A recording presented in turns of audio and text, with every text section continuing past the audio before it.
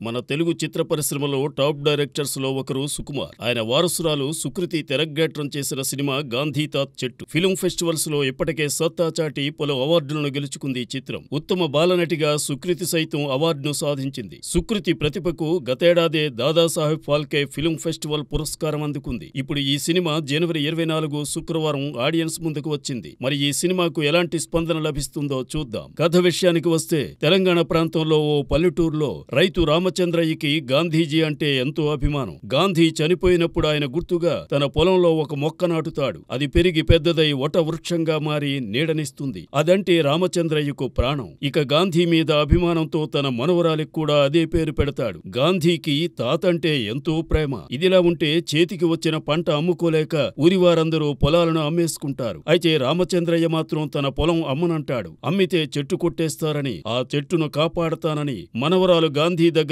Promise తీసుకుంటాడు. మరి తాతకు ఇచ్చిన మాట కోసం గాంధీ ఏం చేసింది? మాట నిలబెట్టుకుందా? అందులో భాగంగా తనకెదురైన అనుభవాలేంటి అన్నదే ఈ చిత్ర కథ. ఈ సినిమాను క్రౌడ్ ఫండింగ్ తో మొదలెట్టి పూర్తి చేశారు. ఆ తరువాత మైత్రి మూవీస్ సెంటర్ అయి సినిమాను తెలుగు రాష్ట్రాల్లో విడుదల చేశారు. ప్రజల దైనందిన జీవితాలతో పాటు సినిమాలలోనూ చెడునే హైలైట్ చేస్తూ వస్తున్న ప్రస్తుత రోజుల్లో చెట్టును కాపాడుకుందాం, అది మనల్ని ఊరిని కాపాడుతుందనే అంశంతో సినిమా తీయడం అభినందనీయం. అది జనరంజకంగా ఉందా లేదా అనే విషయాన్ని పక్కన పెడితే ఇలాంటి సినిమాలను ప్రోత్సహించవలసిన అవసరం ఎంతైనా ఉంది. గాంధీ తాత చెట్టులో చెట్టు మీద మనుషుల ప్రేమ, దానిని కాపాడడం కోసం వారు పడిన తపనను సినిమాగా మలచిన దర్శక నిర్మాతలను అభినందించాలి. ఇందులో లోపాల్లేవా అంటే ఉన్నాయి. వాటికంటే ఎంచుకున్న లైన్ ఉదాత్తమైంది. అసలు ఈ లైన్ తో సినిమా తీయాలనే ఆలోచన రావడమే ఓ గొప్ప విషయం. ఇక దానిని అందుబాటులో ఉన్న వనరులతో తెరకెక్కించిన తీరు అభినందనీయం. క్షణానికి ఒక అబద్ధం ఆడవలసి వస్తున్న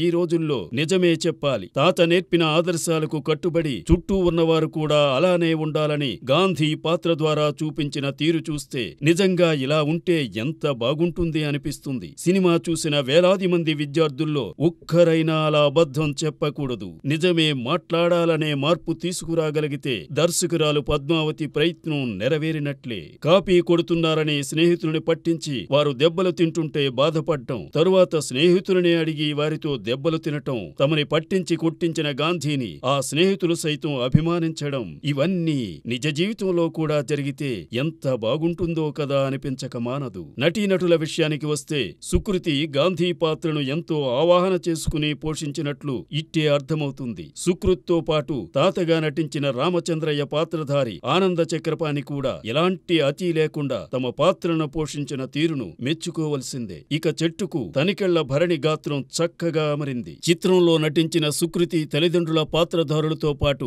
ఇతర నటీనటులు కూడా తమ తమ పాత్రల పరిధి మీరకుండా అద్భుతంగా పోషించారనే చెప్పాలి. షుగర్ కి ప్రత్యామ్నాయంగా బెల్లం తయారు చేయటం, సినిమా ఆశాంతం స్లోగా సాగడం వంటి ఉన్న మెయిన్ పాయింట్ ముందు భరించతగ్గవే అనిపిస్తుంది. ఇక సుకృతి గుండు అంశం తన పెళ్లి కోసం కాకుండా చెట్టును కాపాడే అంశంతో ముడిపెట్టి ఉంటే ఇంకా బాగుండేది.